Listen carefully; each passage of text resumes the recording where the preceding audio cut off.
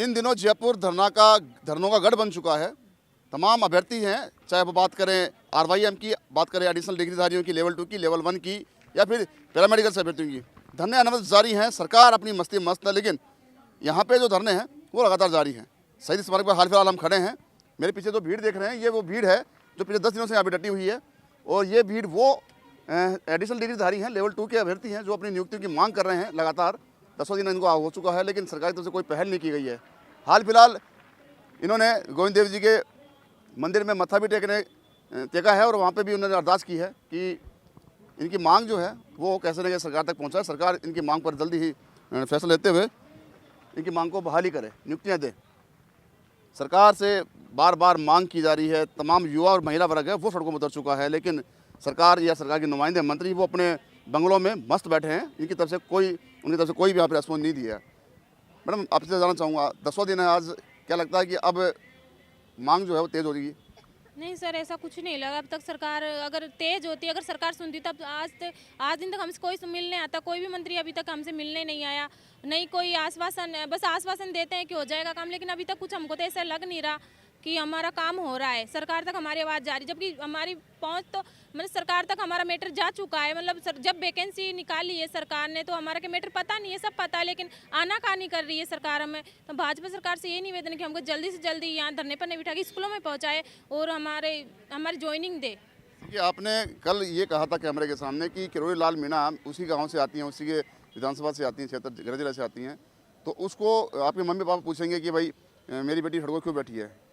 क्या लगता है किरोड़ी लाल को वापस ये आपकी बात माननी चाहिए, आपके पास आना चाहिए? माननी क्यों नहीं चाहिए? हमने उनको चुना है। वो हमारे गांव में जाते हैं ना, सवाई माधोपुर में, उनको ऐसे हथेलियों में रख लेते हैं हम, जैसे कोई उनके बेटे बेटी हमारे बिल्कुल है ना, ऐसे पोते पोती ऐसे रखते हैं हम उनको बिल्कुल भी। फिर वो क्यों आवाज़ नहीं सुनाते? हमने उनको बिल्कुल एक से चुना है कि किरोड़ी लाल जी हमारी आवाज़ सुनेंगे, बेरोजगारों के नेता है वो। तो आज क्यों नहीं सुन रहे? तो गुस्सा तो आएगा ना। हम वोट दिए हैं उनको, परिवार वालों को फ़ोन कर करके हमने सबको कहा नहीं किरोड़ी लाल जी को देना है। हमने वो हमारे गांव में जाते हैं ना, तो हम ये भी नहीं देखते कांग्रेस के बीजेपी, बस उनका चेहरा देखते हैं कि किरोड़ी लाल जी है तो हमको जरूर जीता, हमको न्याय दिलाएंगे, और दिलाते भी है। लेकिन अब की बार पता नहीं क्यों नहीं सुन रहे। पिछली बार उन्होंने हमको न्याय भी दिलाया, भर्तियाँ रद्द भी हुई, उन्होंने हमको पेपर लीक हुआ तो सामने भी लाया हमारी चीज़ों को, लेकिन इस बार क्यों आनाकानी कर रहे हैं? वो क्यों नहीं सुन रहे हम? और इसी चक्कर से हम किरोड़ी लाल जी को लाए, पूरी भाजपा सरकार को ही लाए हैं कि कांग्रेस सरकार ने जो आनाकानी की है, तो वो हमारी भाजपा सरकार हमको नियुक्ति देगी। क्योंकि 2016-2018 में उन्होंने हमको नियुक्ति दी थी इस मैटर के में, और वसुंधरा राजे जो CM बनी थी वो, तो उन्होंने तुरंत ही हमको नियुक्ति दे दी थी 2018 वालों को। तो भजन लाल जी हमको क्यों नहीं दे रहे? वो भी हमारे मैटर को समझे, वो हमारे CM है, उनको चुना है जनता ने। ये लोकतंत्र मतलब ऐसे लग रहा है जैसे लोकतंत्र नहीं है। हमको यहाँ बैठे बैठे हमारे बच्चों की टेंशन होने लगी कि जब तक हमारे बच्चे बड़े होंगे तो तब तो क्या होगा, जब हमारा ये हाल हो रहा है। हमको लोकतंत्र का मतलब होता है कि जनता ही चुनती है और उनके लिए शासन होता है। तो जनता मतलब हमारी आवाज़ क्यों नहीं जा रही? हम जनता है, वो एक नेता बनने के बाद क्यों ऐसे हो जाते कि जो हमको ध्यान नहीं देते? ध्यान देना चाहिए, हमसे मिलना चाहिए, हम दुखी हैं। हाल फिलहाल किरोड़ी लाल मीणा है, वो कैबिनेट मंत्री हैं, सरकार में एक अहम पद रखते हैं। क्या लगता है कि उनको मंत्री पद में रहते हुए आपकी मांग को सुनना चाहिए? सुनना चाहिए, क्यों नहीं सुनना चाहिए? वो हमारे मंत्री हैं तो सुन चुके थे, बहुत पहले सुन लेते हैं। 10 दिन भी आए, उनके पास 4-5 बार जाए, हम पीछे पीछे मतलब वो भीड़ में, तब मैं ऐसे मतलब ज्ञापन लेके ऐसे घूम रही थी कि मैं सर सवाई माधोपुर से आई, मुझे मतलब कह के ये हटा दिया कि मैंने देख लिया ना, तुम्हारा ज्ञापन नंबर लिख दिया ना, लेकिन आज दिन तक कोई कॉल नहीं आया उन नंबरों पे। क्यों ऐसा क्यों हो रहा है? और हमको अपॉइंटमेंट लेनी पड़ती है, जब हमारे वो हमने चुना है तो क्यों अपॉइंटमेंट लेनी पड़ती है? जब हम यहाँ बैठे तो हमसे मिलने आना चाहिए उनको। अगर मैं तो हमारे मतलब घर पे हमारे मम्मी पापा ये नहीं समझते, घर वाले वो डायरेक्ट ये बोलते हैं तुम किरोड़ी लाल जी के पास गए क्यों नहीं गए? बोलते हम जाके आए, लेकिन हमारी आवाज़ नहीं सुन रही। उस दिन भी वो हमारे गांव में 3-4 घंटे रुके थे, तो उन्होंने हमारे पापा लेट पहुंचे, उनको समझ नहीं आता ये क्या मैटर है, लेकिन मुझे पता नहीं था, लेकिन मैं चले जाती। तो गाँव वालों के सामने अगर हम उनको ये बोलेंगे कि हम तो वहाँ धरने पर बैठे, तो उनको अच्छा लगेगा क्या कि उनकी बेटियां, जब देश शिक्षक यहाँ बैठा है, देश उन्नति, एक शिक्षक राष्ट्र का निर्माता होता है, और शिक्षक ऐसे गली मतलब ऐसे धरने पे बैठा है, शिक्षक ही धरना कर रहा है, तो देश क्या उन्नति करेगा? जब बच्चों को ये थोड़ा ना सीखेगा, बच्चे हमको एक मतलब भेदभाव हो गया, मतलब कि हम स्कूल में भी जाएंगे तो वो टीचर में ही हमारी जो एक सब्जेक्ट का टीचर, उसमें भेदभाव होने लगे कि वो हमको एडिशनल की नज़र से देखेगा। एक सब्जेक्ट का वो कि ये तो नॉन एडिशनल है, ये एडिशनल है, ऐसे तो ना। हमने भी वही पेपर दिया है, हमारे कोई एक लाइन भी अलग नहीं आई, उनके बीच में हमने बैठ के पेपर दिया है, तो हमारे साथ क्यों भेदभाव हो रहा है इस चीज़ का? किरोड़ी लाल जी को सुननी चाहिए हमारी, सभी को सुननी चाहिए, लेकिन विशेष तौर से जो कि हमने मतलब बिल्कुल किरोलीलाल जी हमारे विधानसभा क्षेत्र से, इसलिए उनको बोलते हैं। और हमारा अधिकार बनता है, जब हमको वोट देने का अधिकार है तो हमारी हक मांगने का भी अधिकार है हमको, जनता को। हम स्टूडेंट्स हैं, उनके बच्चे क्यों नहीं सुनते। देखिए, ये महिला हैं, उनके विधानसभा क्षेत्र से आते हैं, जहाँ पे एक कैबिनेट मंत्री के पद पे किरोड़ीलाल मीणा बैठे हैं। हाल फिलहाल की स्थिति जस की तस बनी हुई है, 10वां दिन चल रहा है। इनकी तरफ से, सरकार की तरफ से कोई डेलीगेशन या कोई भी नेता यहाँ पे नहीं पहुँचा है, जिससे कि इनकी बात सुनी जाए, इनकी जो मांग है उस पर ध्यान दिया जाए। मैडम देखिए, 10वां दिन है, लगातार धरने प्रदर्शन जारी हैं, 10 दिन और बीत जाएंगे, सरकार की तरफ से कोई रेस्पॉन्स नहीं है। क्या लगता है कि आपको कि सरकार बनते ही, मंत्री बनते ही वो अपनी बात से मुकर गए? हाँ जी, कहीं न कहीं सत्ता का मोह होता है जो अच्छे को अपनी चकाचौंध से मतलब उसमें मोह में डुबा देता है।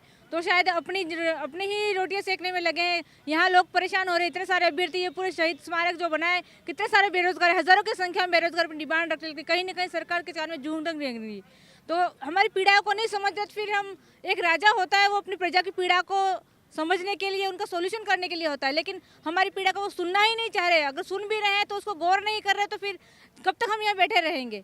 जहाँ हमारा अधिकार ये है कि हमें स्कूल में होना चाहिए, अभी बच्चों को भविष्य में बनाना चाहिए, क्योंकि राष्ट्र निर्माता कहे जाते हैं टीचर। तो हमें वो अधिकार नहीं मिल रहा था। हम एक भिखारियों की तरह मांग रहे हैं हम यहाँ पर मांगों को, जबकि सारे सेलेक्टेड है, कॉम्पिटिशन फाइट किया हमने। आप अपनी शिक्षा के लिए निःशुल्क शिक्षा का आप नारा लगाते हो, हर जगह बेटी पढ़ाओ बेटी बचाओ का नारा लगाते हो, लेकिन वो योजना सरकार के कहाँ काम आ रही है। हमारे सामने हम खुद यहाँ खड़े हैं, तो क्या संदेश देंगे हम बच्चों को कि सरकार बन रही बेटा, तो ये कि हम खुद धरने में बैठे हैं यहाँ पे। तो कहीं ना कहीं सरकार को ये पॉइंट हम दिमाग में होना चाहिए कि शिक्षक बन जो सेलेक्टेड है सारे, एक दो नहीं, हज़ारों की संख्या शहीद स्मारक में इकट्ठी हो रही है, सभी को ज्वाइनिंग चाहिए। तो ये हमारे परिवार के साथ में कहीं ना कहीं या हमारे साथ में कहीं ना कहीं अन्याय हो रहा है जो सबके सामने है। और ये जैसे चौथा स्तंभ आपका पत्रकारिता का है, तो ये कहीं ना कहीं हमारी आवाज़ को पहुंचाने की कोशिश करके फिर भी उसको नज़रअंदाज करे। तो कहीं ना कहीं सरकार की मंशा क्या है हमें समझ में नहीं आ रही है। बस हमारा एक ही दिमाग है कि एक ही डिमांड हम सबकी कि हमें ज्वाइनिंग दी जाए। बस डिमांड कर दी है ज्वाइनिंग देने की, लगातार 10वां दिन चल रहा है, लेकिन बावजूद सरकार के नुमाइंदे हैं वो यहाँ पे नहीं भटक रहे। साफ साफ कहना भी है कि जैसे सरकार जो विपक्ष में बैठती है तब वो बड़े बड़े दावे करती है, लेकिन जैसे उनकी सरकार बनती है, सत्ता में आती है, तो वो उन दावों को भूल जाती है और जनता को एक जानवर समझने लगती है। क्या मैडम, क्या कहेंगे इस पूरे मामले को? आप 10वें दिन से देख रही हैं, लगातार हम आपको लगातार दिखा रहे हैं। क्या लगता है कि अब क्या कहाँ तक रणनीति रहने वाली है आपकी? सर वो तो अब नेक्स्ट टाइम देखा जाएगा कि उन लोगों को वो क्या एक्शन लेते हैं। ओके, क्योंकि आश्वासन से नहीं, हमें हमारा टारगेट चाहिए। क्योंकि जो चीज़ हम एग्ज़ाम दिए हैं, हमने दो बार हमारी जो एलिजिबिलिटी टेस्ट है, दो बार हमारी पात्रता को हमने साबित किया है, उसके बावजूद अब उनका क्या एक्शन है वो हम उसी का वेट कर रहे हैं। बाकी हमें हमारी ज्वाइनिंग के लिए जो कुछ भी करना है वो हम करेंगे। 10वां दिन है, अब 10 दिन और बीत जाएंगे, फिर 30 दिन हो जाएंगे, 2 महीने हो जाएंगे। जैसे RY हम वाले भी बैठे हुए हैं, 35 दिन से बैठे हुए हैं, खर्चे भी हैं, आप महिला हो, महिला के लिए चुनौतीपूर्ण कार्य भी है, सरकार की तरफ से कोई नुमाइंदा अभी तक आया नहीं। सर आज 5 सालों से हम चैलेंज ही फेस करते आ रहे हैं। जब से हमने एडिशनल किया, हमें चैलेंजेस को हर स्टेप पे विज्ञप्ति आई, तब हमें 3rd ग्रेड की विज्ञप्ति से बाहर किया, वहाँ पर भी हमने विज्ञप्ति में अपने को मेंशन कराया। उसके बाद हमने एग्ज़ाम दिए, ठीक है, उसके बाद हमारे रिजल्ट्स आए, हमें प्रोविजनल सेलेक्ट किए काउंसलिंग में, और तब से हम कोर्ट केस के थ्रू या किसी भी तरह से टॉर्चर होते जा रहे हैं। जब हमने इतना स्ट्रगल जिस चीज़ के लिए किया है, तो इतना स्ट्रगल तो बहुत ही कम है। अगर ये 30 दिन भी अगर हमें स्ट्रगल करना पड़े तो हम करेंगे। महिलाओं का साफ साफ कहना है, महिला अभ्यर्थी यहाँ पे बैठे हैं, नियुक्तियाँ जब तक नहीं मिलेगी तब तक शायद 30 नहीं 300 दिन भी यहाँ पे डटना पड़े तो हम डटेंगे। अपनी मांग जो है वो लेकर यहाँ से जाएंगे। सरकार कब तक ध्यान नहीं देगी, इनकी उम्मीद और जो जज्बा है वो बरकरार है। मैडम, आपके हाथ में एडिशनल को नियुक्ति दो के लेकर स्लोगन क्यों लिखा है आपने इस? सर क्योंकि मैं खुद एक एडिशनल डिग्रीधारी हूँ और मुझे नियुक्ति चाहिए, इसी वजह से मैंने ये हाथ में लेकर के रखा है। और मैं सरकार से निवेदन करती हूँ कि मुझे मेरी नियुक्ति, हम एडिशनल साथियों को नियुक्ति दी जाए, क्योंकि एडिशनल हमने कोई अपनी मर्ज़ी से नहीं किया है। सरकार ने मान्यता दी है जिस भी संस्था को, उसी संस्था से हमने मान्यता ली है, इसकी डिग्री ली है एडिशनल की। और अब जब एडिशनल हमने कर लिया, उसके बाद हमने एग्ज़ाम दे दिया, रीट का, रीट प्री पास कर लिया, रीट मेंस पास कर लिया, उसके बाद कट ऑफ से ज़्यादा मार्क्स लेकर के आ गए, फिर हमारा डॉक्यूमेंट वेरिफिकेशन कर लिया गया, और अब हमें काउंसलिंग के समय में हमें प्रोविज़नल लिस्ट में डाल दिया और बोले कि आपकी सीट रिज़र्व कर रहे हैं, आपको ज्वाइनिंग अभी नहीं दी जाएगी। एसएलपी के तहत आपको विचाराधीन है। तो ये विचार सरकार कब तक करेगी? कोर्ट हमें पता चलता है, हम जब निदेशालय जाते हैं, निदेशालय में पता चलता है कि आपका काम एसएलपी के तहत ही होगा, आप वहाँ जाओ। हम कोर्ट में जाते हैं, कोर्ट में हमारी जो सुनवाई, पता नहीं अभी तक कितनी सुनवाई हो गई है, लेकिन अभी तक गवर्नमेंट कोई जवाब दे नहीं रही है। गवर्नमेंट पता नहीं कब तक जवाब देगी। गवर्नमेंट जवाब जब तक देगी नहीं, तब तक हमारा काम कुछ होना नहीं है। हम नेता नगरी कर चुके हैं, नेताओं के पास जा चुके हैं, एमएलए के पास जा चुके हैं, सभी एमएलए को ज्ञापन दे चुके हैं और सभी ने ये आश्वासन दिया है कि हाँ बिल्कुल आपका काम होगा, हम आपके साथ हैं, आपका काम होगा। लेकिन आज 5 महीने हो गए हैं, अभी तक हमें नियुक्ति नहीं दी जा रही है। तो सर हम घर पे भी बहुत परेशान हैं, पूरी तरीके से मेंटली डिप्रेस्ड हैं। यानी कि थोड़ा टाइम और रहा तो शायद हमें आगरा के पागलखाने में भर्ती कर दिया जाना पड़ेगा लगता है, क्योंकि घर में भी सारी कंडीशन ऐसी हो गई। कोई बोलता है क्या, हम सुनते हैं क्या है, कोई क्या कह रहा है हमको समझ में नहीं आ रही है, ये कंडीशन हो रही है। हम गैस पे चूल्हा चालू करके ही छोड़ जाते हैं घर में। यानी कि सिचुएशन ऐसी हो गई है कि पता नहीं कब आग लग जाए घर के अंदर। यानी हमारी मानसिक स्थिति बहुत ख़राब हो चुकी है सर। पता नहीं अब हमारा क्या होगा, ये सरकार ही हमारा कुछ कर सकती है। और हमारी पूरी हाथ जोड़ करके निवेदन है कि हमें ज्वाइनिंग दी जाए, क्योंकि हमने इतना संघर्ष किया है, हमने मेहनत की है। यानी कि 2-3 साल से हम पढ़ाई कर रहे हैं। 2021 वाली इन्होंने विज्ञप्ति रद्द कर दी। हमने पढ़ाई की, अच्छे नंबर लेकर आ रहे थे, उसमें भी हमारा सिलेक्शन था, लेकिन वो भी गई। दूसरी बार में फिर से निकाली, हमने फिर मेहनत की, साले घर परिवार सबको साइड में रखा कि नहीं सारे काम घर वाले कर रहे हैं, हम तो बस बैठे बैठे एक ही काम कर रहे हैं, पढ़ाई पढ़ाई पढ़ाई।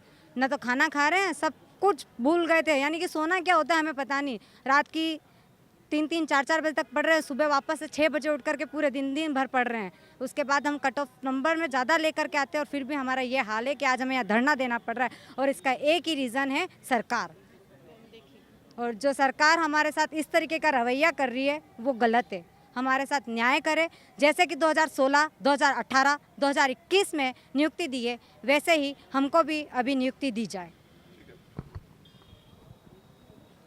सरकार का जो मानस है वो यहाँ पे भर्ती ने भांप लिया है। अब आर पार की लड़ाई के मोड में आ चुके हैं और सरकार के जो नेता और मंत्रीगण हैं साफ साफ उनको संदेश दे दिया कि यदि जल्दी इनकी नियुक्ति नहीं मिली तो अब ये आर पार की लड़ाई करेंगे, जिसका सारा जिम्मेदार सरकार होगी। मैडम क्या कहेंगे पूरे मामले को लेकर? सर मैं बस यही कहना चाहती हूँ कि ये जो सरकार है ये राम राज्य की सरकार कहला रही है।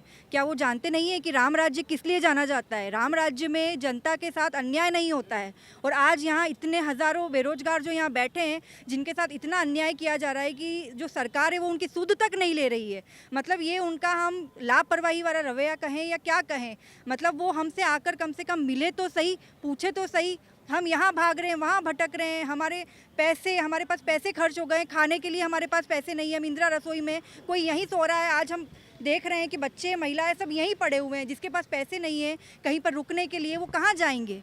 आज 10 दिन हो गए हमको, आगे भी हम जारी रखेंगे, लेकिन नियुक्ति तो हम लेके रहेंगे और सरकार को नियुक्ति देनी होगी, क्योंकि हमने कुछ गलत नहीं किया है, हमने पढ़ाई करी है। और अगर राजस्थान में पढ़ाई करना गलत है तो फिर तो सब कुछ गलत है। अगर हमारी सरकार तक ये बात पहुंच रही है तो वो समझे। और आज राजस्थान में रह के, आज हम यहाँ राजस्थान के मूल निवासी होकर आज हम राजस्थान में नौकरी के लिए हमको धरने देने पड़ रहे हैं, परेशान होना पड़ रहा है, और बाहर के लोग आके नौकरी ले जा रहे हैं। इससे शर्म की बात राजस्थान सरकार के लिए कुछ भी नहीं होनी चाहिए कि आज राजस्थानी इतने परेशान हो रहे हैं। एग्ज़ाम फाइट करना, नेगेटिव मार्किंग वाला पास करना, उसमें नंबर लाना, शायद मुझे समझाने की ज़रूरत नहीं है कि कितना मुश्किल होता है। इसलिए मेरी सरकार से यही गुहार है, हमारी प्रॉब्लम्स को समझो। हमारी परिवार हम उनको छोड़ के बैठे हैं यहाँ पे, आओ हमसे मिलो, कोई रास्ता निकालो। हमारी कुछ भी हो, कोई मांग तो हमारी सुनो। हम यहाँ परेशान हो रहे हैं, कोई सुनने वाला नहीं है हमारी यहाँ पर। हमें नियुक्ति दे प्लीज़, यही मेरी प्रार्थना है। जो भी आप नियुक्ति की मांग लगातार बढ़ रही है और साफ साफ इनका मानना है, कहना है कि जब तक नियुक्ति नहीं मिलेगी हम यहाँ पे नहीं उठने वाले। क्या नाम आपका? मेरा नाम मुश्ताक गोरी है, मैं बांसवाड़ा डिस्ट्रिक्ट से आया हूँ। मैं यही कहना चाहता हूँ कि ये एडिशनल कोर्स करवाया ही क्यों? अगर एडिशनल करवाते नहीं तो हम करते नहीं, कोई भी नहीं करता, कोई नियुक्ति की मांग भी नहीं करता। करवाया है 2016 में, 2018 में ज्वाइनिंग दी है सेकेंड ग्रेड वालों को। हम तो थर्ड ग्रेड, ज़्यादातर थर्ड ग्रेड वाले हैं, थर्ड ग्रेड और सेकेंड ग्रेड के लिए डिमांड कर रहे हैं, क्योंकि पहले ज्वाइनिंग दी है तो इसलिए अभी भी हमको मिलनी चाहिए। और अगर नहीं देते हैं तो कुछ बिगाड़ तो सकते नहीं है इनका, ये तो सत्ता में आ ही गए हैं, ठीक है, लेकिन अगली बार तो बिगड़ सकता है नेक्स्ट टाइम या लोकसभा चुनाव में। और यहाँ पे सभी परेशान हो रहे हैं ये धरना स्थल पर, शहीद स्मारक पर। रात को इतनी ठंड में खुले में सोए रहते हैं, सभी को दिक्कत हो रही है और घर परिवार छोड़कर यहाँ पर आए हैं। तो क्या समझ के रखा हमको? बेरोजगार है तो बेरोजगारी मर जाए, क्या करें हम? या तो मर जाएं तो फिर हमको ये बता दो कि मर जाओ तो हम सभी मर जाएं, या शहीद स्मारक पर ही शहीद हो जाएं, और क्या करें? ये बोल दे एक बार सरकार आके, तो बोले हमको कि क्या करना चाहिए। कोई तो जवाब दे इस बात का कि क्या करें। कोई आने को पूछने कोई तैयार नहीं है, बस यहाँ पड़े हुए हैं, लूडो खेल रहे हैं। क्या करेंगे हम? टाइम पास भी नहीं हो रहा है हमारा। तो कुछ तो समझो जरा, तो मतलब सेंस होना चाहिए सरकार को भी कि अगर सब ने सुबह मतलब लाइन में लग लग के वोट दिए हैं उनके लिए, तो वो आ गए थे जब उनको वोट मांगने थे। अब जब हमारी बारी आई है तो हमसे भीख मंगवा रहे हैं साले। देखिए यहाँ पे इमोशंस जो है वो झलक रहा है, गुस्सा जो है फूट पड़ा है। हाल फिलहाल ये बहुत आक्रोशित हैं तमाम अभ्यर्थी हैं जो यहाँ पे बैठे हैं। क्या नाम आपका? हितेश गुप्ता सर मेरा नाम है।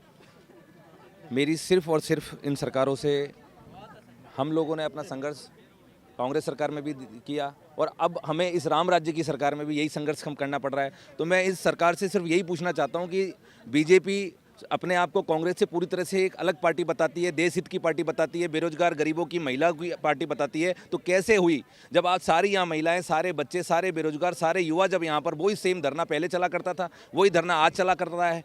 तो आप में और कांग्रेस की नीतियों में फ़र्क क्या है? क्या इसीलिए आपको हमने युवाओं ने और महिलाओं ने और पूरे राजस्थान में आपने एक जो इतना बम्पर आपने जीत हासिल की, तो उस जीत की आप एक कद्र तो करो, उसका आप सम्मान नहीं करोगे। अगर आप अपने इस वोटर का सम्मान नहीं करोगे तो ये वोटर जो आज आपको फर माथे पर बैठा के चल रहा है, वो दिन दूर नहीं जब आपकी स्थिति वही कांग्रेस वाली स्थिति हो जाएगी। दूसरी बात, मैं सरकार से ये पूछना चाहता हूँ कि हमारे मामले में जो बहुत अच्छे बड़े कोई समझदार लोग हैं, वकील हैं या कुछ अच्छे ब्यूरोक्रेट जो हमें अच्छे से समझदारी से हमारे पास बैठाकर हमें सलाह देते हैं, उनका कहना ये है कि आप एक अच्छा वकील हायर करो और कोर्ट में आप अपना केस डालो और सरकार को जवाब देना पड़ेगा। तो बात उनकी सही है। मैं उनसे कहता हूं कि हमने जब हमारा रिजल्ट आया उसके 20 दिन के अंदर, हमारा सितंबर में रिजल्ट आया, अक्टूबर में हमारे केसेस लग चुके थे। जयपुर बेंच में लग चुका था, जोधपुर बेंच में लग चुका था, हाई कोर्ट में। आज 6 महीने होते आए, 4 महीने हो गए, हमें किसी भी बेंच के ऊपर गवर्नमेंट ने जवाब नहीं दिया। ना जोधपुर बेंच में जवाब देने को तैयार हैं। जब गवर्नमेंट 4-4 महीने से, जब हमारा वकील क्या करेगा? हमारा वकील जिरह कैसे करेगा? वो डिबेट करेगा कैसे? वो हमारी बात तो जब रखेगा जब उस मुद्दे पर कोई जवाब लाएगी गवर्नमेंट। जब गवर्नमेंट कोई जवाब ही लाने को तैयार नहीं है तो हमारा केस सुनवाई में आगे बढ़ेगा कैसे? ये लोग फाइलों पर कुंडली मार के बैठ गए हैं अधिकारी। इनकी इतनी ज़बरदस्त तरीके से इन लोगों की हठधर्मिता है, इन लोगों की एक तानाशाही है अधिकारियों की कि जो भूखा मर रहा है, बेरोजगार है, उसको मरने दो। हम लोगों को कोई परवाह नहीं है, हमारी मोटी सैलरी आ रही है, हम काम करें नहीं करें हमें कोई हटा नहीं सकता। जो ये सिक्योरिटी है ना इनके गवर्नमेंट जॉब वाली कि हमें कोई हटा नहीं सकता, कोई हमारा क्या बिगाड़ लेगा, कोई हमारे खिलाफ क्या एक्शन हो सकता है, कुछ नहीं हो सकता, क्योंकि हम गवर्नमेंट एम्प्लॉय हैं, हम ब्यूरोक्रेट्स हैं, हम एक विभाग के बहुत अच्छे डेजिग्नेशन पर अधिकारी बैठे हैं, प्रिंसिपल रैंक पर हैं, DO रैंक पर हैं, है ना। हमारे भर्ती प्रकोष्ठ के कुछ अधिकारी हैं, डिप्टी डायरेक्टर्स हैं। इन लोगों को बच्चों की बेरोजगारी से कतई किसी भी तरह का कोई लगाव, कोई भी संज्ञान नहीं है इनकी। इवन यहाँ तक कि हमें सुनने को मिलता है जब हम इन लोगों के पास जाते हैं कि साहब हम लोग धरने पर बैठे हैं, हमारे कुछ बहुत गैर जिम्मेदाराना बयान हमें दिए जाते हैं ब्यूरोक्रेट्स की तरफ से कि आप धरने पर 1 दिन 2 दिन नहीं, आप 6 महीने बैठ लो कुछ नहीं होगा, साल भर बैठ लो कुछ नहीं होगा, मर जाओ धरने पर कुछ नहीं होगा, हम नहीं सुनेंगे धरने से। कोर्ट से लाओ ऑर्डर, कोर्ट से लाओ। हम कहते हैं साहब हम कोर्ट से ऑर्डर जब लाएंगे जब आप कोर्ट में जवाब तो दो। आपको ये जानकर ताज्जुब होगा कि AG और AA जो एक नई सरकार के गठन के हफ्ते भर के अंदर 10 दिन के अंदर बन जाने चाहिए, जिससे कि सरकार के जितने भी मामले कोर्ट में पेंडिंग है उन पर तुरंत न्याय हो और तुरंत तरीके से वो आगे बढ़े। लेकिन 2 महीने हो गए इस सरकार को, ये कहती है अपने आप में कि मैं डबल इंजन की सरकार हूँ। मुझे लगता है इसके डबल इंजन नहीं साहब, ये पूरी ट्रेन पटरी से उतर चुकी है और इन लोगों के पास 2 महीने में इन लोगों के पास अभी तक AA और AG बनाने की फुर्सत नहीं मिली। अभी मात्र 4 दिन पहले इन्होंने AG का गठन, AG को बनाया है, नाम फाइनल हुआ है और अभी भी AA 1 वीक से ऊपर हो गया AG बने और उसके बाद अभी तक AA इन लोगों के पास बन नहीं पाए हैं। अगर AA जब तक बनेगा नहीं तो कोर्ट में इनकी तरफ से वकील कैसे खड़ा होगा और हमारे लिए जवाब कैसे आएगा? हम कोर्ट में भी लड़ाई को लड़ना चाहें, अगर हम इस धरातल को ना छोड़ के अगर कोर्ट में भी लड़ें तो कैसे लड़ें? कोर्ट में ये लोग जवाब ही नहीं लाते हैं 4-4 महीने से। तो हम लोगों को तो इन्होंने ना घर का छोड़ा है ना घाट का छोड़ा है। मैं इस सरकार को खुली चेतावनी दे रहा हूं कि अगर अगले आने वाले कुछ चंद दिनों में हमारी बात नहीं सुनी तो ये सरकार की आखिरी ताबूत में आखिरी कील साबित होगा ये युवा। यहाँ पे आक्रोश जो है वो छलक पड़ा है और चेतावनी दे दी है कि यदि इनकी सरकार की मांगे नहीं मानी गई तो यह ताबूत में आखिरी कील का काम करेगा युवा, क्योंकि लोकसभा चुनाव आ गए हैं, 2024 के नज़दीक ही हैं या यूँ कहें सर पे ही हैं और चंद दिनों में आचार संहिता लगने वाली है। तो कहीं ना कहीं जो आक्रोश जो है वो ज़्यादा निकल रहा है, बाहर निकल रहा है। पहले इनका प्यार से गांधीवादी तरीके से इन्होंने मनाने की कोशिश की अपनी मांग को, लेकिन सरकार के जो कानून जू नहीं रहेंगी। हाल फिलहाल 10वां दिन है, एडिशनल डिग्रीधारी लगातार अपनी मांग को बुलंद करते हुए नजर आ रहे हैं। सहयोग कैमरा पर्सन रमाकांत व्यास के साथ संदीप अग्रवाल, द नगरी मीडिया, जयपुर।